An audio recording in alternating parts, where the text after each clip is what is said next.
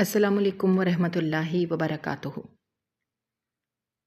عنایا اپنے بیمار باپ کے علاج اور بھائی کو جیل سے بچانے کے لیے بے رحم اور مغرور بزنس مین ارشمان عدیل شاہ سے صرف 6 دن کی بیوی بننے کا خوفناک معاہدہ کر کے اس کے قید خانے کمرے کی مدھم زرد روشنی میں دیوار پر لگی گھڑی کی ٹک ٹک پورے ماحول میں ایک عجیب سا خوف پھیلا رہی تھی۔ عنایا نے اپنے سرخ زرق برق عروسی جوڑے کے پالو کو انگلی میں بری طرح جکڑ رکھا تھا۔ اس کے دل کی دھڑکن اس کے اپنے کانوں میں گونج رہی تھی۔ سامنے صوفے پر بیٹھا ارشمان عدیل شاہ اپنی گہری سیاہ آنکھوں سے اسے ایسے دیکھ رہا تھا جیسے وہ کوئی انسان نہیں بلکہ بازار سے خریدی گئی کوئی بے جان شے ہو۔ اس کے چہرے پر موجود سردی اور مغروری عنایا کے حوصلے کو پست کر رہی تھی۔ ابھی 1 گھنٹہ پہلے تک وہ اپنے خستہ حال گھر کے ایک کونے میں بیٹھ کر اپنے بیمار ماں باپ کی زندگی کی بھیک مانگ رہی تھی۔ اسپتال کے اخراجات اور بھائی کے سر پر لٹکتی جیل کی تلوار نے اسے اس حد تک مجبور کر دیا تھا کہ جب ارشمان عدیل شاہ نے اس کے سامنے یہ عجیب و غریب اور خوفناک شرط رکھی تو اس کے پاس انکار کی کوئی گنجائش نہیں بچی تھی۔ میری بیوی بن کر میرے ساتھ صرف 6 دن کے طور پر چلنا ہے، بدلے میں جتنے پیسے تم کہو، لیکن ان 6 دن میں تم ایک بیوی کے تمام حقوق ادا کرو گی۔ ارشمان نے جب یہ شرط اس کے سامنے رکھی، عنایا کو لگا کہ اس کے پیروں تلے سے زمین نکل گئی ہے۔ اس نے ارشمان کی آنکھوں میں جھانکا تھا جہاں رحم کا ایک قطرہ تک موجود نہیں تھا، صرف ایک گہرا انتقام اور غرور تھا جو اس کی ذات کا حصہ بن چکا تھا۔ مجھے منظور ہے، عنایا نے اپنی آنکھوں میں تیرتے ہوئے آنسوؤں کو اندر ہی اتارا تھا اور یہ زہر کا گھونٹ پی گئی تھی۔ وہ جانتی تھی کہ اس فیصلے کے بعد اس کی معصوم زندگی ہمیشہ کے لیے بدل جائے گی، لیکن اپنوں کی زندگی بچانے کے لیے اسے اپنی روح کا سودا کرنا منظور تھا۔ پھر 1 گھنٹے کے اندر وہ ارشمان کی دلہن بنی۔ اس کے پرتعیش اور وسیع و عریض کمرے کے بستر پر موجود تھی جہاں کی ہر چیز نفاست اور امارت کی گواہی دے رہی تھی، لیکن عنایا کے لیے یہ کمرہ کسی قید خانے سے کم نہیں تھا۔ ارشمان نے روم میں آتے ہی اسے اپنے حصار میں لیا تھا۔ اس کی مردانہ خوشبو عنایا کے حواسوں پر چھانے لگی تھی۔ ارشمان صوفے سے اٹھا، دھیمے لیکن سیاد جیسے قدم اٹھاتا ہوا اس کے قریب آیا۔ اس کے مہنگے بوٹوں کی آواز عنایا کے دل پر ہتھوڑے کی طرح لگ رہی تھی۔ عنایا نے ڈر کے مارے اپنی آنکھیں سختی سے بند کر لیں اور اپنی مٹھیاں بھینچ لیں۔ ارشمان اس کے بالکل سامنے آ کر رک گیا۔ اس نے جھک کر عنایا کے کان کے پاس اپنی بھاری اور سرد آواز میں کہا، تو مسز ارشمان عدیل شاہ، 6 دن کا یہ کھیل اب شروع ہو چکا ہے۔ یاد رکھنا ان 6 دنوں میں تم پر صرف اور صرف میرا حق ہے۔ تمہاری ہنسی، تمہارے آنسو، تمہارا یہ خوبصورت وجود، سب کچھ میرا ہے، کیونکہ میں نے اس کی پوری قیمت چکائی ہے۔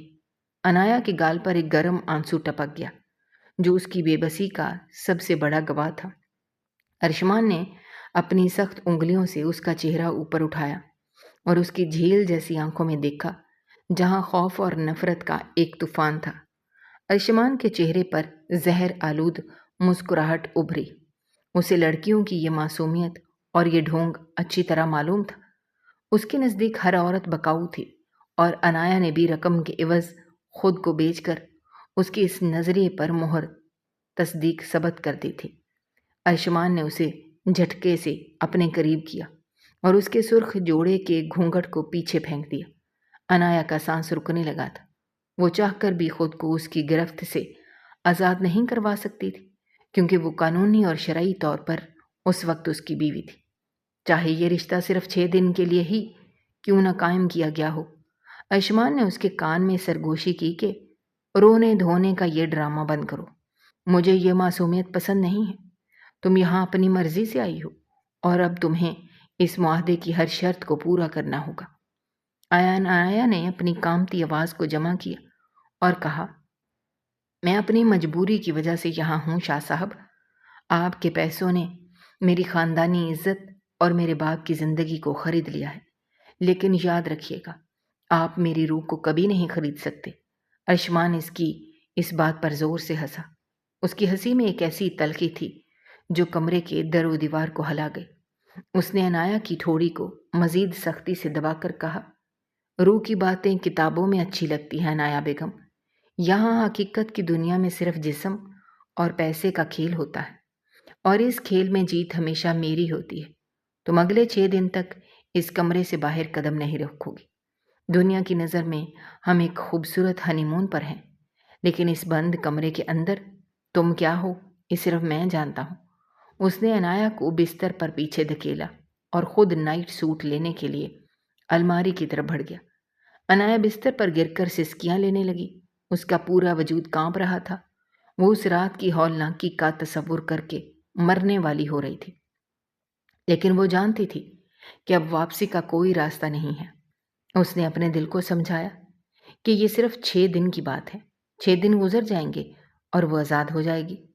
لیکن وہ یہ نہیں جانتی تھی کہ ارشمان عدیل شاہ کے حصار سے نکلنا اتنا آسان نہیں ہوتا جتنا وہ سمجھ رہی تھی۔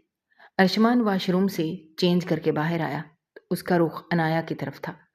اس کی نظریں عنایا کے وجود پر جم گئی، جو اب بھی سرخ جوڑے میں لپٹی خوف کی مورت بنی بیٹھی تھی۔ ارشمان نے بیڈ کی دوسری طرف آ کر لیٹتے ہوئے کہا، لائٹ بند کر دو اور خاموشی سے سو جاؤ، کل سے تمہارا اصل امتحان شروع ہوگا۔ عنایا نے جلدی سے اٹھ کر لائٹ آف کی اور بیڈ کے کونے پر بالکل سمٹ کر لیٹ گئی۔ اس کے اور ارشمان کے درمیان ایک بہت بڑا فاصلہ تھا، لیکن اس فاصلے کے باوجود وہ ارشمان کی موجودگی کی تپش کو محسوس کر سکتی تھی۔ رات دھیرے دھیرے سرک رہی تھی اور عنایا کی آنکھوں سے آنسو مسلسل بہہ کر تکیے کو بھگو رہے تھے۔ وہ اپنے ماضی کو یاد کر رہی تھی جب وہ ایک آزاد اور خوش مزاج لڑکی تھی، لیکن وقت کے ایک ہی تھپیڑے نے اسے اس مقام پر لا کھڑا کیا تھا جہاں اسے اپنی زندگی کا سب سے بڑا سودا کرنا پڑا۔ ارشمان عدیل شاہ شہر کا وہ نامور بزنس مین تھا جس کے اشارے پر اچھے اچھے جھک جاتے تھے، لیکن اس کی ذاتی زندگی پرسراریت کے پردوں میں چھپی ہوئی تھی۔ کوئی نہیں جانتا تھا کہ اس کے سینے میں دل ہے یا پتھر۔ عنایا کو اس کے بارے میں صرف اتنا معلوم تھا کہ وہ ایک بے رحم انسان ہے جو اپنے مقصد کے لیے کسی بھی حد تک جا سکتا ہے۔ صبح کی پہلی کرن جب کمرے کے بھاری پردوں کو چیرتی ہوئی اندر داخل ہوئی، عنایا کی آنکھ کھل گئی۔ وہ رات بھر ٹھیک سے سو نہیں سکی تھی۔ اس کا سر بری طرح درد کر رہا تھا۔ اس نے دیکھا کہ ارشمان بیڈ پر موجود نہیں تھا۔ وہ اٹھ کر بیٹھ گئی اور اپنے بکھرے ہوئے بالوں کو درست کرنے لگی۔ تبھی واش روم کا دروازہ کھلا۔ ارشمان تولیے سے اپنے بال خشک کرتا باہر نکلا۔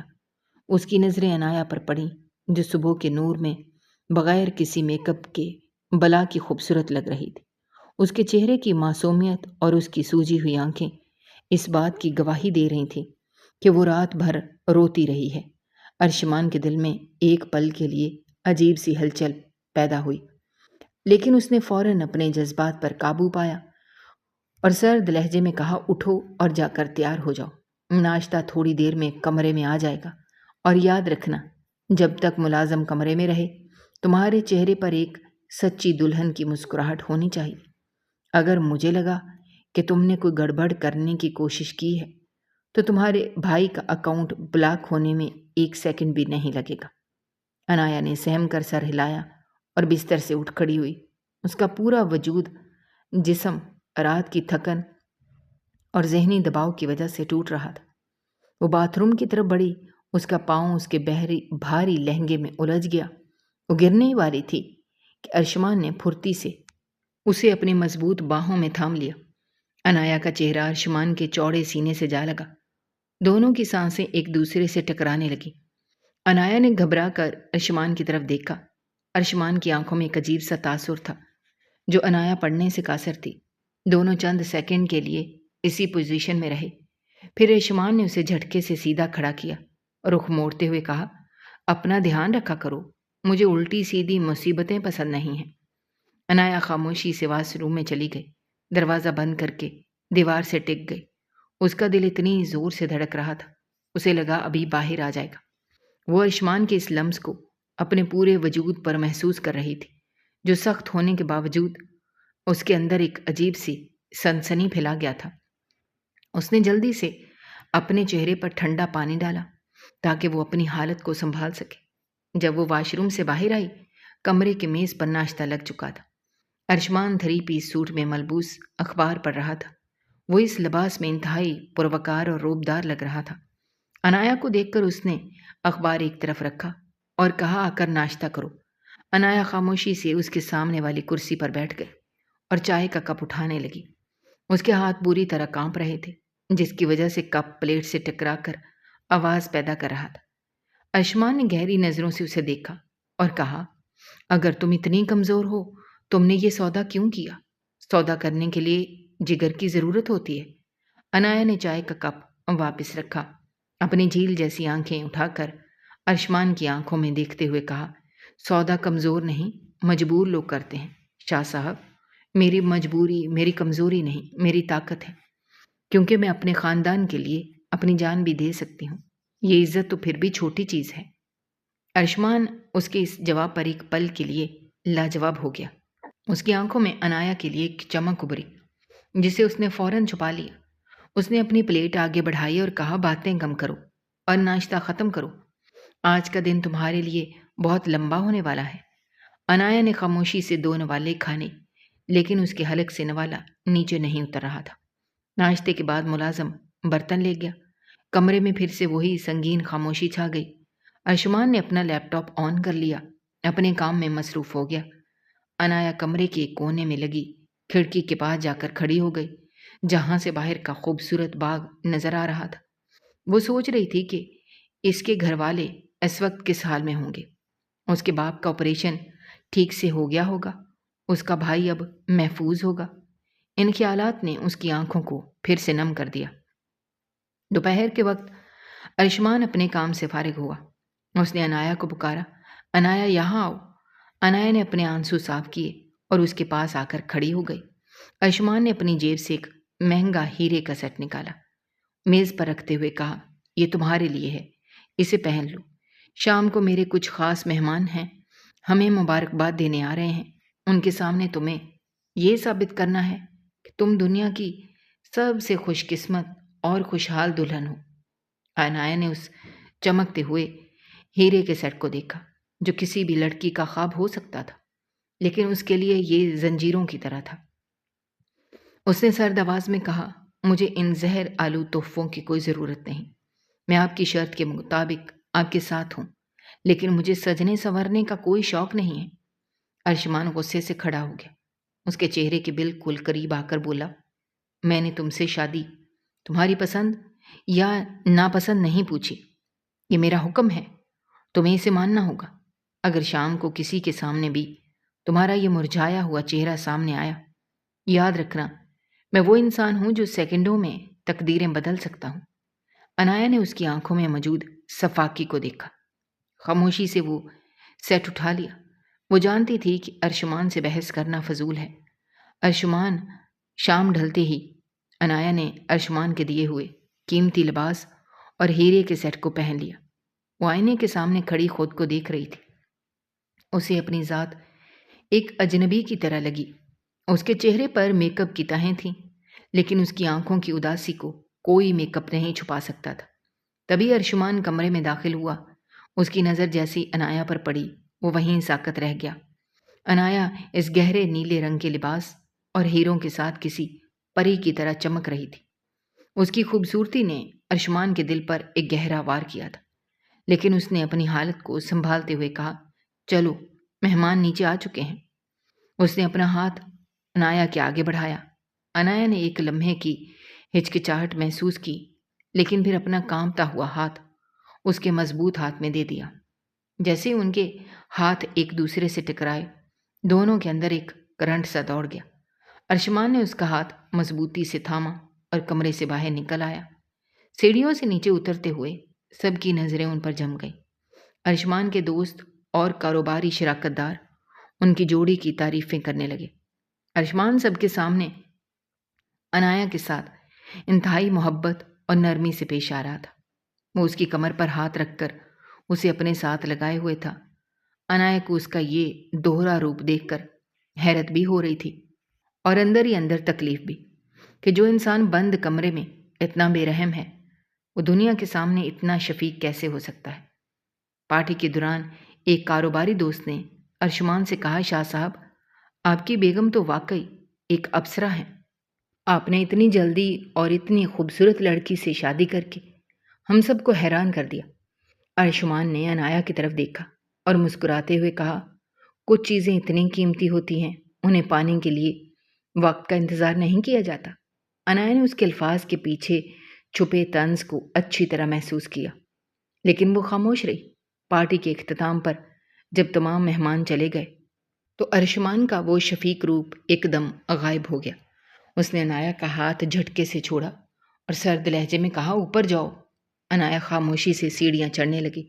اس کا دل باہر آیا۔ وہ کمرے میں پہنچی اور ہیروں کا وہ بھاری سیٹ اتار کر میز پر پھینک دیا اور بیڈ پر بیٹھ کر رونے لگی۔ کچھ دیر بعد ارشمان بھی کمرے میں آیا۔ اس نے عنایا کو روتے ہوئے دیکھا تو اس کے چہرے پر ناگواری کے تاثرات ابھرے۔ اس نے کہا، اب کس بات پر رو رہی ہو؟ دنیا کی ہر آسائش تمہارے قدموں میں ہے، پھر یہ ڈرامہ کیوں؟ عنایا نے تڑپ کر اس کی طرف دیکھا اور کہا، آسائشیں جسم کو سکھ دے سکتی ہیں شاہ صاحب، روح کو نہیں۔ آپ نے مجھے خرید تو لیا، لیکن میرا دل کبھی بھی جیت نہیں سکتے۔ ارشمان اس کے قریب آیا، اس کی آنکھوں میں جھانکتے ہوئے بولا، مجھے تمہارا دل جیتنے میں کوئی دلچسپی نہیں ہے عنایا، مجھے صرف ان 6 دنوں سے مطلب ہے، اور یاد رکھنا آج کا دن ختم ہو چکا ہے، اب صرف 5 دن باقی ہیں۔ عنایا نے اس کی بات سن کر اپنی آنکھیں بند کر لیں۔ دل میں دعا کرنے لگی، کاش یہ 5 دن جلدی گزر جائیں اور وہ اس جہنم سے آزاد ہو جائے۔ لیکن وہ اس بات سے بے خبر تھی کہ آنے والے دن اس کے لیے مزید کتنے امتحانات اور کتنے سسپینس لے کر آنے والے ہیں، اور ارشمان عدیل شاہ کے دل میں چھپا ماضی کا وہ ہولناک راز کیسے ان دونوں کی زندگیوں کو ہمیشہ کے لیے بدلنے والا تھا۔ رات کی سیاہی جیسے جیسے گہری ہو رہی تھی، کمرے کے اندر کا سکوت اتنا ہی ہولناک محسوس ہو رہا تھا۔ عنایا بیڈ کے کونے میں دبی بیٹھی تھی، جبکہ ارشمان دوسری طرف منہ کیے لیٹا ہوا تھا، مگر اس کی جاگتی آنکھیں کمرے کی چھت پر ٹکی تھیں۔ دونوں کے درمیان چند فٹ کا فاصلہ تھا، لیکن یہ فاصلہ 2 الگ الگ دنیاؤں کا فاصلہ تھا۔ صبح کا سورج جب نمودار ہوا تو یہ اس معاہدے کا دوسرا دن تھا۔ عنایا کی آنکھیں رات بھر کی بیداری کے سبب سرخ ہو رہی تھیں۔ وہ بستر سے اٹھی اور آئینے کے سامنے جا کھڑی ہوئی، جہاں اس کا اپنا ہی عکس اسے ایک قیدی کی طرح چڑھاتا ہوا محسوس ہوا۔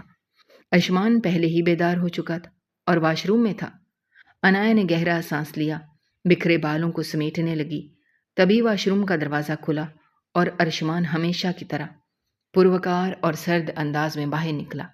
اس نے ایک نظر عنایا پر ڈالی اور بغیر کچھ کہے اپنے کپڑے تبدیل کرنے لگا۔ عنایا نے ہمت کر کے اس کی پشت کی طرف دیکھتے ہوئے کہا، شاہ صاحب، اگر آج مجھے میرے بابا کی خیریت معلوم کرنے کے لیے ایک فون کرنے کی اجازت مل جائے تو آپ کا بڑا احسان ہوگا۔ ارشمان نے اپنے قمیض کے بٹن بند کرتے ہوئے آئینے میں اس کا عکس دیکھا اور تلخ لہجے میں بولا، احسان اور ارشمان عدیل شاہ، یہ دونوں لفظ ایک ساتھ اچھے نہیں لگتے عنایا بیگم۔ میں نے تمہیں یہاں تمہاری خاندانی روایات نبھانے کے لیے نہیں رکھا، نہ ہی میں کوئی خیراتی ادارہ چلا رہا ہوں۔ معاہدے کے مطابق تم اگلے 6 دن تک بیرونی دنیا سے بالکل کٹ چکی ہو۔ تمہارے باپ کا علاج بہترین اسپتال میں ہو رہا ہے اور یہی تمہاری وفاداری کا انعام ہے، اس لیے مجھ سے کسی اور رعایت کی امید مت رکھنا۔ عنایا کا دل اس کے اس بے رحم جواب پر مسل کر رہ گیا۔ اس نے اپنی مٹھیاں بھینچ لی اور خاموش ہو گئی۔ وہ جانتی تھی کہ اس پتھر دل انسان کے سامنے گڑ گڑانا اپنی عزت نفس کو مزید مجروح کرنا ہے۔ تھوڑی ہی دیر میں ملازم کمرے میں ناشتے کی ٹرے رکھ گیا۔ ارشمان میز پر بیٹھ گیا، عنایا کو بھی آنے کا اشارہ کیا۔ عنایا خاموشی سے اس کے سامنے جا بیٹھی۔ اس نے چائے کا کپ اٹھایا ہی تھا کہ ارشمان کا فون بج اٹھا۔ اس نے فون اٹھایا اور دوسری طرف موجود شخص کی بات سن کر اس کے چہرے کے تاثرات یکسر بدل گئے۔ اس کی آنکھوں میں شدید غصہ اور چہرے پر تناؤ ابھر آیا۔ اس نے غرا کر کہا کہ یہ کیسے ہو سکتا ہے؟ میں نے تمہیں اس ڈیل کو ہر قیمت پر فائنل کرنے کو کہا تھا۔ اگر اس میں ذرا سی بھی گڑبڑ ہوئی تو میں تم سب کو نوکریوں سے فارغ کر دوں گا۔ اس نے فون میز پر پٹک دیا، جس سے چائے کی پیالیاں چھنک اٹھیں۔ عنایا نے سہم کر اس کی طرف دیکھا۔ ارشمان کا سانس تیز چل رہا تھا، وہ غصے میں لال ہو رہا تھا۔ عنایا نے اپنی خوف زدہ حالت پر قابو پاتے ہوئے چائے کا کپ اس کی طرف بڑھایا۔ دھیمی آواز میں کہا، شاہ صاحب غصہ صحت کے لیے اچھا نہیں ہوتا، آپ چائے پیجیے، شاید آپ کا موڈ کچھ بہتر ہو جائے۔ اشمان نے ایک دم اپنی خونخوار نظریں انایا پر جمائیں اور جھٹکے سے اس کا ہاتھ پکڑ لیا۔ چائے کی کچھ بوندیں انایا کے ہاتھ پر گریں جس سے وہ درد سے کسمسا اٹھی۔ اشمان نے اس کا چہرہ اپنے قریب کرتے ہوئے کہا، تم مجھے سکھاؤ گی کہ مجھے کیا کرنا ہے اور کیا نہیں؟ اپنی یہ جھوٹی ہمدردی اپنے پاس رکھو۔ مجھے عورتوں کی اس مکاری سے نفرت ہے۔ تم سب ایک جیسی ہوتی ہو، اوپر سے موم اور اندر سے سانپ۔ انایا کی آنکھوں میں درد اور توہین کے آنسو تیر گئے۔ اس نے اپنا ہاتھ چھڑانے کی کوشش کرتے ہوئے کہا، شاہ صاحب آپ ہر عورت کو ایک ہی ترازو میں کیوں تولتے ہیں؟ اگر کسی ایک نے آپ کے ساتھ برا کیا ہے، اس کا مطلب یہ نہیں دنیا کی ہر لڑکی مکار ہے۔ میں یہاں اپنی مجبوری کی وجہ سے آئی ہوں، کسی مینوپولیشن کے لیے نہیں۔ اشمان نے اس کا ہاتھ اور سختی سے دباتے ہوئے کہا، زبان مت چلاؤ انایا، تم صرف ایک خریدی ہوئی چیز ہو اور چیزوں کو بولنے کی اجازت نہیں ہوتی۔ اس نے اس جھٹکے سے اسے پیچھے دھکیلا اور اپنا کوٹ اٹھا کر کمرے سے باہر نکل گیا۔ دروازہ باہر سے لاک کرنے کی آواز آئی۔ انایا بیڈ پر گر کر پھوٹ پھوٹ کر رو دی۔ اس کا ہاتھ چائے کی گرمی سے سرخ ہو چکا تھا، لیکن اس کے دل پر جو زخم اشمان کے الفاظ نے لگائے تھے وہ اس جلن سے کہیں زیادہ گہرے تھے۔ وہ سوچ رہی تھی کہ اشمان کے ماضی میں ایسا کیا ہوا جو وہ ہر عورت سے اس حد تک نفرت کرتا ہے، اور وہ اس کے اندر یہ زہر کس نے گھولا ہے؟ دن آہستہ آہستہ ڈھل رہا تھا۔ انایا اس بند کمرے میں خود کو دنیا کی سب سے تنہا لڑکی محسوس کر رہی تھی۔ اس نے کمرے کی صفائی کی، کتابیں دیکھی اور خود کو مصروف رکھنے کی کوشش کی، لیکن اس کا ذہن بار بار ارشمان کے تیکھے جملوں اور اس کی آنکھوں میں چھپے درد کی طرف جا رہا تھا۔ وہاں غصے میں بے رحم ضرور تھا، لیکن انایا نے اس کی آنکھوں کے پیچھے ایک گہرا زخم بھی دیکھا تھا جو شاید اب تک ہرا تھا۔ شام کے وقت اچانک آسمان پر کالے بادل چھا گئے، تیز ہواؤں کے ساتھ بارش شروع ہو گئی۔ موسم کی اس تبدیلی نے کمرے کے اندر کے ماحول کو مزید پرسرار بنا دیا۔ رات کے 9 بج رہے تھے جب کمرے کا دروازہ کھلا اور ارشمان اندر داخل ہوا۔ وہ پوری طرح سے بھیگا ہوا تھا۔ اس کا کوٹ اس کے ہاتھ میں تھا اور اس کے بال پیشانی پر بکھرے ہوئے تھے۔ وہ نشے میں دھت دکھائی دے رہا تھا۔ اس کے قدم لڑکھڑا رہے تھے۔ انایا نے جیسے ہی اسے اس حال میں دیکھا، وہ گھبرا کر اپنی جگہ سے اٹھ کھڑی ہوئی۔ ارشمان نے لڑکھڑاتے ہوئے بیڈ کی طرف قدم بڑھائے، لیکن وہ اپنا توازن برقرار نہ رکھ سکا اور گرنے لگا۔ انایا نے بغیر کسی سوچے آگے بڑھ کر اسے سنبھالنے کی کوشش کی۔ اشمان کا بھاری وجود انایا کے نازک کندھوں پر آ گرا۔ انایا نے بڑی مشکل سے اسے بیڈ پر لٹایا۔ اشمان کی آنکھیں آدھی بند تھیں اور وہ مدھم آواز میں کچھ بڑبڑا رہا تھا۔ انایا نے جھک کر اس کی بات سننے کی کوشش کی۔ اس کے الفاظ سن کر وہ ششدر رہ گئی۔ اشمان کہہ رہا تھا، تم نے ایسا کیوں کیا میرے ساتھ عالیہ؟ میں نے تو تم سے سچی محبت کی تھی، تم نے مجھے صرف پیسوں کے لیے چھوڑ دیا۔ تم سب عورتیں مکار ہو، تم سب دھوکے باز ہو۔ انایا نے صدمے سے اشمان کے چہرے کو دیکھا۔ اس کے چہرے پر اس وقت کوئی مغروری نہیں تھی، بلکہ ایک بے بس اور ٹوٹے ہوئے انسان کا کرب صاف نظر آ رہا تھا۔ انایا کو اندازہ ہو گیا کہ عالیہ نامی کسی لڑکی نے ارشمان کے دل اور اس کے بھروسے کا خون کیا تھا، جس کا بدل اب وہ پوری دنیا سے اور خصوصاً انایا سے لے رہا تھا۔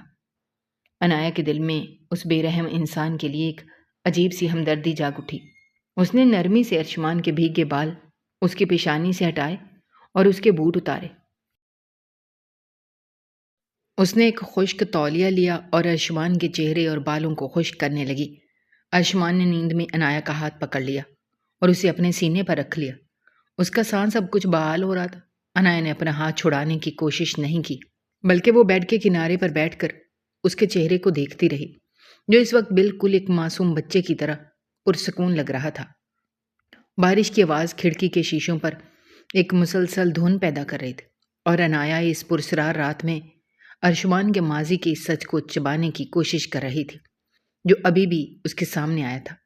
اسے لگا ارشمان عدیل شاہ جتنا سخت ہے، اندر سے اتنا ہی کھوکھلا اور زخمی ہے۔ صبح جب ارشمان کی آنکھ کھلی، اس کا سر شراب کے ہینگ اوور کی وجہ سے بری طرح پھٹ رہا تھا۔ اس نے دیکھا وہ اپنے بیڈ پر آرام سے لیٹا ہوا ہے، اس کے کپڑے بھی خشک ہیں اس نے جیسے ہی رخ بدلا اس کی نظر عنایا پر پڑی جو بیڈ کے پاس ہی فرش پر سر ٹکائے سو رہی تھی۔ اس کے ہاتھ میں اب بھی وہ تولیہ موجود تھا۔ ارشمان کو یاد آیا رات وہ نشے میں تھا اور کس طرح عنایا نے اسے سنبھالا تھا۔ اس کے دل میں ایک دم شرمندگی اور حیرت کا مکسچر ابھرا۔ اس نے کبھی نہیں سوچا تھا کہ جس لڑکی کو وہ پیسوں کے عوض خرید کر لایا ہے وہ اس کی اس طرح دیکھ بھال کرے گی۔ وہ خاموشی سے بستر سے اٹھا اور عنایا کے قریب جھکا۔ اس نے دیکھا کہ عنایا کے چہرے پر اب بھی اداسی کے تاثرات تھے۔ اس کا وہ ہاتھ جس پر کل چائے گری تھی اب بھی سرخ تھا۔ ارشمان کے دل کے کسی گوشے میں ایک درد سا اٹھا۔ اس نے پہلی بار محسوس کیا کہ شاید وہ اس معصوم لڑکی کے ساتھ ضرورت سے زیادہ سختی کر رہا ہے۔ اس نے عنایا کو جگائے بغیر اسے فرش سے اٹھایا اور نرمی سے بیڈ پر لٹا دیا۔ عنایا نے نیند میں گہرا سانس لیا اور کمبل میں سمٹ گئی۔ ارشمان کچھ دیر اسے دیکھتا رہا، پھر واش روم کی طرف بڑھ گیا۔ جب عنایا کی آنکھ کھلی تو کمرے میں دھوپ پھیل چکی تھی۔ وہ بیڈ پر خود کو دیکھ کر حیران ہوئی کیونکہ اسے یاد تھا کہ وہ فرش پر سوئی تھی۔ اس نے سوچا کیا ارشمان نے اسے یہاں لٹایا، لیکن پھر اس نے اس خیال کو جھٹک دیا کہ وہ پتھر دل انسان ایسا نہیں کر سکتا۔ وہ اٹھی تو اس نے دیکھا کہ میز پر ناشتے کے ساتھ ایک چھوٹی سی ٹیوب رکھی ہوئی تھی جو جلنے کے زخموں کے لیے تھی۔ عنایا نے اس ٹیوب کو اٹھایا۔ اس کے ہاتھ ایک چھوٹا سا کاغذ کا ٹکڑا تھا جس پر لکھا تھا اسے اپنے ہاتھ پر لگا لو۔ وہاں کوئی نام نہیں تھا لیکن عنایا جانتی تھی کہ یہ ارشمان نے ہی رکھا ہے۔ عنایا کے ہونٹوں پر ایک بہت ہی ہلکی اور پہلی مسکراہٹ ابھری۔ اسے لگا شاید اس برفیلے انسان کے اندر کی برف اب آہستہ آہستہ پگھلنا شروع ہو گئی ہے۔ معاہدے کے 2 دن گزر چکے تھے اور اب تیسرا دن شروع ہو چکا تھا۔ عنایا کو محسوس ہو رہا تھا کہ کمرے کی ہواؤں میں اب وہ پہلے جیسی سفاکی اور اجنبی پن نہیں رہا تھا، بلکہ ایک خاموش سا ربط بننے لگا تھا جو ان دونوں کو لاشعوری طور پر ایک دوسرے کے قریب لا رہا تھا۔ مگر سسپینس ابھی باقی تھا کیونکہ 6 دن کا یہ کھیل ابھی آدھے راستے پر تھا اور قسمت کے پتے ابھی پوری طرح کھلنا باقی تھے۔ معاہدے کا تیسرا دن اپنی تمام تر پرسراریت کے ساتھ طلوع ہو چکا تھا۔ کمرے میں پھیلی ہوئی دھوپ اب عنایا کو اتنی خوفناک نہیں لگ رہی تھی جتنا اس نے پہلی رات محسوس کیا تھا۔ میز پر رکھی جلن کی دوا کی ٹیوب کو وہ بار بار دیکھ رہی تھی اور اس کے دل کے کسی کونے میں ارشمان کے اس بدلے ہوئے رویے کے لیے ایک عجیب سی نرمی جنم لے رہی تھی۔ تبھی کمرے کا دروازہ کھلا اور ارشمان اندر داخل ہوا۔ اس کے چہرے پر ہمیشہ رہنے والی وہ سخت مغروری آج کچھ کم تھی۔ اس نے عنایا کی طرف دیکھا جس نے جلدی سے اپنا رخ موڑ لیا۔ ارشمان نے میز پر کچھ فائلیں رکھیں، صوفے پر بیٹھتے ہوئے کہا کہ اپنا ہاتھ دکھاؤ۔ عنایا نے ہچکچاتے ہوئے اپنا سرخ ہاتھ آگے بڑھایا۔ ارشمان نے بغیر کچھ کہے اس کا نازک ہاتھ اپنی گرفت میں لیا اور ٹیوب سے کریم نکال کر نہایت نرمی سے اس کے زخم پر لگانے لگا۔ اس کے لمس کی تپش عنایا کے پورے وجود میں سنسنی کی طرح دوڑ گئی۔ عنایا نے چوری چھپے اس کے چہرے کو دیکھا جو اس وقت کسی بے رحم جلاد کا نہیں بلکہ ایک فکر مند انسان کا لگ رہا تھا۔ عنایا نے دھیمی آواز میں کہا شکریہ شاہ صاحب۔ ارشمان نے کریم کی ٹیوب واپس میز پر رکھی اور اس کی جھیل جیسی آنکھوں میں دیکھتے ہوئے سرد لہجے میں کہا شکریہ ادا کرنے کی ضرورت نہیں ہے عنایا، میں بس یہ نہیں چاہتا میرے گھر والے یا ملازم تمہارے اس زخم کو دیکھ کر مجھ پر انگلی اٹھائیں۔ میں اپنی سلطنت میں کسی قسم کا داغ پسند نہیں کرتا۔ عنایا کا دل اس کے اس کڑوے جواب پر ایک بار پھر ٹوٹ گیا۔ اسے لگا وہ واقعی کتنی بے وقوف تھی جو ایک پتھر سے موم ہونے کی امید لگا بیٹھی تھی۔ وہ خاموشی سے اٹھ کر کھڑکی کے پاس جا کھڑی ہوئی اور باہر گرتی ہوئی ہلکی پھلکی بوندوں کو دیکھنے لگی۔ ارشمان اسے پشت سے دیکھ رہا تھا۔ اس گہرے نیلے سوٹ میں عنایا کی پشت بھی ایک اداس کہانی سناتی محسوس ہو رہی تھی۔ ارشمان نے گہرا سانس لیا اور اپنے لیپ ٹاپ پر کام کرنے لگا۔ دوپہر کے وقت اچانک کمرے کی لینڈ لائن فون کی گھنٹی بجی۔ ارشمان نے فون اٹھایا اور چند سیکنڈ بات کرنے کے بعد اس کا چہرہ بالکل سفید پڑ گیا۔ اس کے ہاتھ سے فون کا ریسیور چھوٹ کر نیچے گر گیا۔ عنایا نے گھبرا کر اس کی طرف دیکھا اور پوچھا کیا ہوا شاہ صاحب، آپ ٹھیک تو ہیں؟ ارشمان نے اپنی سرخ ہوتی آنکھیں عنایا پر جمائیں اور لرزتی آواز میں کہا میری دادی جان اچانک یہاں آ رہی ہیں، وہ ابھی ہائی وے پر ہیں اور ایک اگلے گھنٹے میں اس حویلی میں ہوں گی۔ عنایا نے حیرت سے کہا اس میں پریشان ہونے کی کیا بات ہے، وہ آپ کی دادی ہیں، ان کا آنا تو خوشی کی بات ہونی چاہیے۔ ارشمان نے آگے بڑھ کر انایا کے دونوں کندھے سختی سے دبوچ لیے اور غرا کر کہا، تم نہیں جانتی انایا، وہ اس دنیا میں واحد انسان ہیں جن سے میں محبت کرتا ہوں، جن کا میں احترام کرتا ہوں۔ وہ دل کی مریضہ ہیں اور انہیں میری اس 6 دن کی شادی کے معاہدے میں کچھ معلوم نہیں۔ وہ سمجھتی ہیں میں نے اپنی پسند سے ایک شریف اور خاندانی لڑکی سے شادی کی ہے۔ اگر انہیں ذرا سا بھی شک ہوا کہ یہ سب ایک سودا ہے تو وہ یہ صدمہ برداشت نہیں کر پائیں گی۔ انایا نے اس کے چہرے پر موجود سچے خوف کو دیکھا۔ وہ انسان جو دنیا کے سامنے ایک فرعون بنا پھرتا تھا، اپنی دادی کے ذکر پر ایک بچے کی طرح ڈر رہا تھا۔ انایا نے اس کے ہاتھوں پر اپنا ہاتھ رکھا اور نرمی سے کہا، آپ پریشان نہ ہوں شاہ صاحب، میں آپ کی دادی کے سامنے ایسا کچھ نہیں ہونے دوں گی جس سے انہیں شک ہو۔ میں ان کے سامنے آپ کی ایک بہترین اور محبت کرنے والی بیوی بن کر رہوں گی۔ ارشمان نے اس کی آنکھوں میں دیکھا جہاں اس وقت کوئی نفرت یا مصلحت نہیں تھی بلکہ ایک سچی ہمدردی تھی۔ اس نے آہستہ سے اپنا ہاتھ انایا کے کندھوں سے ہٹا لیا اور کہا، یاد رکھنا انایا، اگر تمہاری طرف سے ایک بھی غلطی ہوئی میں سب کچھ تباہ کر دوں گا۔ انایا نے سر ہلایا اور کہا، آپ مجھ پر بھروسہ کر سکتے ہیں۔ 1 گھنٹے بعد حویلی کے باہر گاڑی رکنے کی آواز آئی۔ ارشمان اور انایا نیچے ہال میں پہنچ چکے تھے۔ دروازہ کھلا اور ایک پروقار ضعیف خاتون وائٹ سلک کے سوٹ میں ملبوس واکنگ سٹک کے سہارے اندر داخل ہوئیں۔ ان کے چہرے پر ایک نورانی مسکراہٹ تھی۔ ارشمان نے لپک کر ان کے قدم چھوئے اور انہیں گلے سے لگا لیا۔ دادی جان نے اس کے سر پر ہاتھ پھیرا اور کہا، میرا بچہ کیسا ہے اور میری بہو کہاں ہے؟ ارشمان نے انایا کی طرف اشارہ کیا۔ انایا دھیمے قدموں سے آگے بڑھی اور دادی جان کے ہاتھ چوم کر ان کے گلے لگ گئی۔ دادی جان نے انایا کا چہرہ اپنے دونوں ہاتھوں میں لیا اور پیار سے چومتے ہوئے کہا، ماشاءاللہ، بالکل حور جیسی ہے۔ ارشمان نے واقعی اپنی دادی کی پسند کا خیال رکھا ہے۔ چلو شکر ہے، میرے بچے کو اس کی خوشی مل گئی۔ دادی جان کی ان باتوں پر انایا کے دل میں ایک کچوکا سا لگا۔ وہ سوچ رہی تھی، کاش یہ سب سچ ہوتا، کاش یہ شادی صرف 6 دن کا کھیل نہ ہوتی۔ دادی جان کو ان کے کمرے میں شفٹ کرنے کے بعد رات کے کھانے کا وقت ہوا۔ کھانے کی میز پر دادی جان نے دونوں کو ایک ساتھ بیٹھے دیکھ کر کہا، ارشمان، اپنی بیوی کو اپنے ہاتھ سے نوالا کھلاؤ۔ مجھے تم دونوں کے درمیان وہ محبت دیکھنی ہے جس کے لیے میں اتنے سالوں سے ترس رہی ہوں۔ ارشمان ایک پل کے لیے ہچکچایا، لیکن دادی جان کی نظروں کا لحاظ رکھتے ہوئے اس نے چکن کا ایک نوالا توڑا اور انایا کے منہ کے قریب لے گیا۔ انایا نے شرمیلی نظریں جھکائیں اور وہ نوالا کھا لیا۔ اس وقت دونوں کے دلوں کی دھڑکن اتنی تیز تھیں کہ شاید میز پر بیٹھے باقی لوگوں کو بھی سنائی دے جاتی۔ دادی جان یہ دیکھ کر بہت خوش ہوئیں۔ انہوں نے انایا کے ہاتھ میں ایک سونے کے بھاری کنگن پہنا دیا اور کہا، یہ ہماری خاندانی نشانی ہے میری بہو، اب یہ تمہاری امانت ہے۔ انایا کی آنکھوں میں آنسو آ گئے۔ وہ بار بار ارشمان کی طرف دیکھ رہی تھی جس کی نظریں بھی اس وقت جھکی ہوئی تھیں۔ رات کو جب وہ دونوں اپنے کمرے میں واپس آئے، ماحول بالکل بدل چکا تھا۔ اب وہ صرف ایک کمرے کے قیدی نہیں تھے بلکہ دادی جان کی وجہ سے ان کے درمیان ایک فرضی رشتہ حقیقی روپ دھارنے لگا تھا۔ انایا نے وہ سونے کے کنگن اتارے اور ارشمان کی طرف بڑھاتے ہوئے کہا، شاہ صاحب، یہ آپ رکھ لیجئے، یہ آپ کی خاندانی امانت ہے۔ میں اسے اپنے ساتھ نہیں لے جا سکتی کیونکہ 3 دن بعد میرا یہاں کوئی حق نہیں رہے گا۔ ارشمان نے ان کنگنوں کو دیکھا اور پھر انایا کے چہرے کو دیکھا۔ اس کے دل کے اندر ایک عجیب سا طوفان اٹھ رہا تھا۔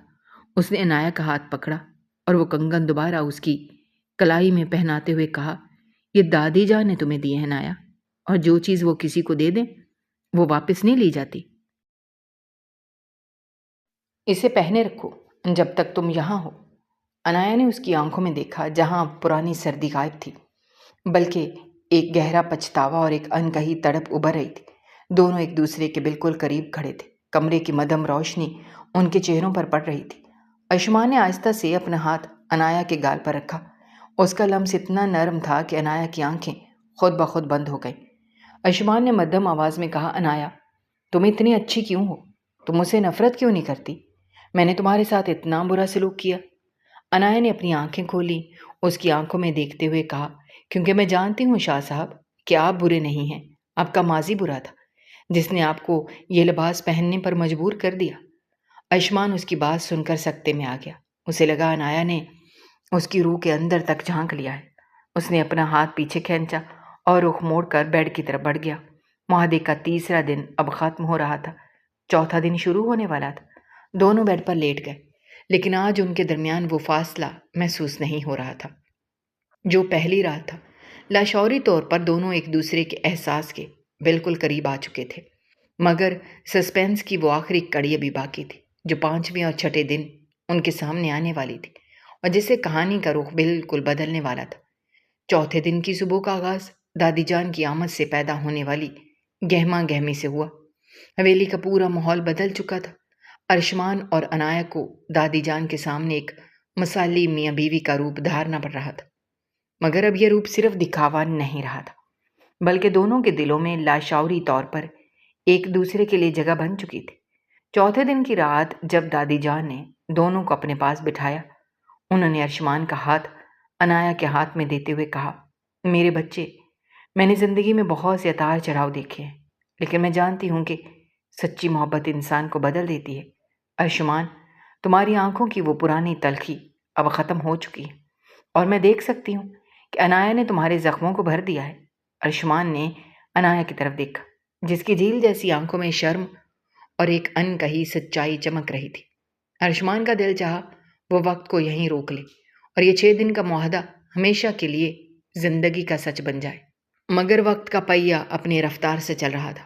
5واں دن شروع ہوا تو حویلی میں ایک عجیب سا تناؤ محسوس ہونے لگا۔ معاہدے کا 5واں دن یعنی جدائی سے صرف 1 دن پہلے کا وقت۔ عنایا کا دل اندر سے ٹوٹ رہا تھا۔ وہ جیسے جیسے اس کمرے کی چیزوں کو دیکھتی اس کی آنکھیں بھر آتی۔ آیوشمان بھی آج بہت خاموش تھا۔ اس نے بزنس کے تمام کام چھوڑ دیے تھے، پورا دن حویلی میں عنایا کے آس پاس ہی گزارا۔ وہ دونوں ایک دوسرے سے زیادہ بات نہیں کر رہے تھے، لیکن ان کی خاموشی ان کے لفظوں سے زیادہ گہری اور دردناک تھی۔ رات کے وقت جب وہ دونوں کمرے میں اکیلے ہوئے تو آیوشمان عنایا کے بالکل قریب آیا۔ اس نے اپنی جیب سے ایک چیک نکالا جو اس بھاری رقم کا تھا جس کا معاہدہ ہوا تھا۔ آیوشمان نے وہ چیک عنایا کی طرف بڑھایا، لیکن اس کا اپنا ہاتھ کانپ رہا تھا۔ اس نے کہا، عنایا، یہ تمہاری طے شدہ رقم ہے۔ تمہارے باپ کا آپریشن کامیاب ہو چکا ہے، تمہارا بھائی مکمل طور پر آزاد ہے، تم نے اپنا وعدہ پورا کیا۔ عنایا نے اس چیک کو دیکھا جو اس کی مجبوری کی قیمت تھا، لیکن آج اس چیک کو دیکھ کر اسے خوشی نہیں ہوئی بلکہ ایک شدید تکلیف کا احساس ہوا۔ اس نے چیک ہاتھ میں لیا اور اس کی آنکھوں سے کانسو ٹپک کر اس کاغذ پر گر گیا۔ اس نے مدھم آواز میں کہا، شکریہ شاہ صاحب، آپ نے میری زندگی اور میرے خاندان کو بچا لیا۔ میں کل صبح دادی جان کے جاگنے سے پہلے یہاں سے چلی جاؤں گی۔ آیوشمان نے اس کا چہرہ اپنے ہاتھوں میں لیا اور اس کی آنکھوں میں دیکھتے ہوئے کہا، عنایا، تم مجھے اس الوداعی رات میں اپنے ماضی کا وہ سچ بتانے کی اجازت دو گی جس نے مجھے پتھر بنا دیا؟ عنایا نے خاموشی سے سر ہلایا۔ آیوشمان نے ایک گہرا سانس لیا اور بتایا کہ 4 سال پہلے عالیہ میری زندگی میں آئی تھی۔ میں نے اسے سچی محبت کی تھی، لیکن میری سلطنت کے سب سے بڑے دشمن کاشف زردی نے عالیہ کو پیسوں کا لالچ دے کر میرے خلاف استعمال کیا۔ عالیہ نے میرے بزنس کے خفیہ دستاویزات چوری کیے، جس سے مجھے اربوں کا نقصان ہوا اور میرا بھروسہ ہمیشہ کے لیے ٹوٹ گیا۔ اس دن سے میں نے عہد کیا کہ میں کسی عورت پر بھروسہ نہیں کروں گا، اس لیے میں نے تمہارے ساتھ یہ 6 دن کا معاہدہ کیا تاکہ میں خود کو ثابت کر سکوں کہ عورت صرف پیسے کی پجاری ہوتی ہے۔ لیکن عنایا، تم نے مجھے غلط ثابت کر دیا۔ تم نے اپنے اخلاق، اپنی معصومیت اور اپنی بے لوث محبت سے میرے دل میں اس پتھر کو موم کر دیا۔ عنایا نے روتے ہوئے اس کے سینے پر ہاتھ رکھا اور کہا، شاہ صاحب، زندگی سب کو ایک جیسا نہیں بناتی، کچھ لوگ مجبور ہوتے ہیں، مکار نہیں۔ آیوشمان نے اسے اپنی باہوں میں سمیٹ لیا۔ وہ دونوں رات بھر ایک دوسرے کے دل کی دھڑکنیں سنتے رہے۔ یہ ان کی محبت کی معراج تھی، لیکن صبح کا سورج ان کے اس عارضی رشتے کے خاتمے کا پیغام لے کر آنے والا تھا۔ چھٹا دن آ پہنچا۔ صبح کی پہلی کرن کے ساتھ ہی عنایا نے اپنا مختصر سا سامان سمیٹا۔ دادی جان ابھی سو رہی تھی۔ عنایا نے الوداعی نظر پورے کمرے پر ڈالی، پھر سوئے ہوئے آیوشمان کے چہرے کو دیکھا جس کی پیشانی پر پچھتاوے کی لکیریں واضح تھیں۔ عنایا نے آہستہ سے اس کے سرہانے وہ سونے کے کنگن رکھ دیے جو دادی جان نے اسے دیے تھے۔ وہ اپنی محبت اور اپنی عزت نفس کو وہیں چھوڑ کر بھاری دل کے ساتھ حویلی کے بڑے دروازے سے باہر نکل گئے۔ حویلی سے نکلتے اسے لگا کہ اس کی روح پیچھے ہی چھوٹ گئی ہے۔ وہ اپنے خستہ حال گھر پہنچی جہاں اس کا باپ اور بھائی اس کا انتظار کر رہے تھے۔ وہ سب خوش تھے کہ ان کی مصیبتیں ٹل گئیں، لیکن کوئی نہیں جانتا تھا کہ اس خوشی کے بدلے انایا نے اپنے دل کا کتنا بڑا خون کیا تھا۔ ادھر حویلی میں جب ارشمان کی آنکھ کھلی تو کمرہ بالکل خالی تھا۔ بستر کی سلوٹیں اور ہوا میں موجود انایا کی خوشبو اس بات کا پتہ دے رہی تھی کہ وہ جا چکی ہے۔ میز پر رکھے سونے کے کنگن دیکھ کر ارشمان کا دل جیسے بیٹھ گیا۔ اس نے غصے سے اور سسکنے کے مکسچر کے ساتھ کمرے کی چیزوں کو اٹھا کر پھینکنا شروع کر دیا۔ وہ چلا اٹھا کہ انایا، تو مجھے ایسے چھوڑ کر نہیں جا سکتی۔ تم نے مجھے جینا سکھایا اور اب تم خود چلی گئی۔ وہ حویلی کے ہال میں آیا جہاں دادی جان پہلے سے بیٹھی تھی۔ دادی جان نے ارشمان کے بکھرے ہوئے حلیے اور اس کی آنکھوں کے آنسو دیکھ کر کہا، ارشمان، بہو کہاں ہے اور تم اس طرح رو کیوں رہے ہو؟ ارشمان نے روتے ہوئے دادی جان کے گھٹنوں میں سر رکھ دیا۔ کہا، دادی جان وہ چلی گئی، وہ مجھے چھوڑ کر چلی گئی۔ ہماری شادی ایک سودا تھی دادی جان۔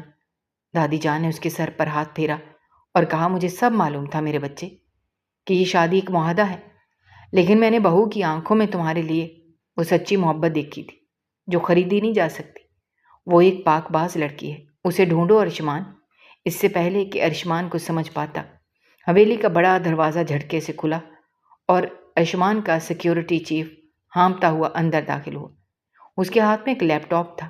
اس نے گھبرا کر کہا، شاہ صاحب، ایک بہت بڑا انکشاف ہوا ہے۔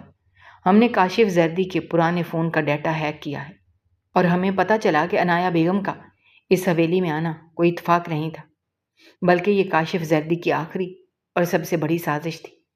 کاشف زردی نے انایا کے بھائی کو جھوٹے کیس میں پھنسایا تھا اور اس کے باپ کے ہسپتال کے اخراجات کو روک دیا تھا تاکہ انایا مجبور ہو کر آپ کے پاس آئے۔ کاشف زردی کا پلان یہ تھا کہ انایا آپ کے قریب آ کر آپ کے نئے پروجیکٹ کے پاسورڈز اور سیکیورٹی کوڈز چوری کر کے اسے دے گی۔ بدلے میں کاشف نے انایا کو مزید 5 کروڑ دینے کا لالچ دیا تھا۔ ارشمان کا سانس رک گیا، اس کے پیروں تلے سے زمین نکل گئی۔ اس نے لرزتی آواز میں پوچھا، تو پھر انایا نے کوڈز چوری کیوں نہیں کی؟ سیکیورٹی چیف نے سکرین آگے بڑھائی جہاں کاشف زردی اور انایا کی آخری فون کال کی ریکارڈنگ موجود تھی، جو 5ویں دن کی رات کی تھی۔ ریکارڈنگ میں کاشف زردی غصے سے چیخ رہا تھا، انایا آج آخری رات ہے، مجھے وہ کوڈ چاہیے ورنہ میں تمہارے باپ کو ہسپتال میں مروا دوں گا۔ اور انایا کی روندی ہوئی لیکن مضبوط آواز گونجی، کاشف زردی، تو میرے باپ کو مار دو یا مجھے مٹا دو، لیکن میں ارشمان عدیل شاہ کے ساتھ کوئی دھوکہ نہیں کروں گی۔ میں نے ان سے محبت کی ہے اور محبت میں سودے بازی نہیں ہوتی۔ میں ان کے دیے ہوئے پیسوں سے اپنے باپ کا علاج کروا چکی ہوں اور مجھے تمہارے ایک ٹکے کی ضرورت نہیں ہے۔ میں شاہ صاحب کی زندگی میں کوئی آنچ نہیں آنے دوں گی، چاہے میری اپنی زندگی ختم کیوں نہ ہو جائے۔ ریکارڈنگ ختم ہوئی تو کمرے میں ایک ہولناک خاموشی چھا گئی۔ ارشمان کی آنکھوں سے آنسوؤں کا سیلاب بہہ نکلا۔ سسپینس کھل چکا تھا۔ انایا مکار نہیں تھی، بلکہ وہ تو اس سازش کی سب سے بڑی مظلوم تھی، جس نے اپنی جان اور اپنے خاندان کی پرواہ کیے بغیر ارشمان کی سلطنت اور اس کی زندگی کی حفاظت کی تھی۔ ارشمان کو اپنی سوچ اور اپنے غرور پر شدید گھن آنے لگی۔ اس نے دیکھا کہ انایا نے 5ویں دن ہی اس کی زندگی بچانے کے لیے اپنی جان داؤ پر لگا دی تھی۔ ارشمان ایک پل بھی ضائع کیے بغیر حویلی سے باہر بھاگا۔ اس نے اپنی تیز رفتار گاڑی سٹارٹ کی اور دیوانہ وار انایا کے گھر کی طرف بڑھا۔ اس کا دل کہہ رہا تھا کہ اگر آج اس نے انایا کو کھو دیا تو وہ خود کو کبھی معاف نہیں کر پائے گا۔ وہ انایا کے گھر کے باہر پہنچا، دروازہ توڑنے والے انداز میں اندر داخل ہوا۔ انایا صحن میں بیٹھی رو رہی تھی۔ ارشمان کو اچانک اپنے سامنے دیکھ کر وہ حیرت سے کھڑی ہو گئی۔ ارشمان نے بغیر کچھ کہے آگے بڑھ کر اسے اتنی سختی سے اپنے سینے سے لگا لیا جیسے وہ اسے دوبارہ کبھی خود سے دور نہیں ہونے دے گا۔ اس نے انایا کے بالوں کو چومتے ہوئے روتے ہوئے کہا، مجھے معاف کر دو انایا، میں ایک اندھا انسان تھا جو تمہاری پاکیزگی کو نہیں دیکھ سکا۔ مجھے سب معلوم ہو چکا ہے کہ تم نے کاشف زردی کی سازش کو کیسے ناکام بنایا۔ تم نے میری زندگی بچائی انایا۔ انایا نے اس کے سینے پر سر رکھ کر اپنے سارے آنسو بہا دیے اور کہا، میں آپ سے دور نہیں رہ سکتی شاہ صاحب۔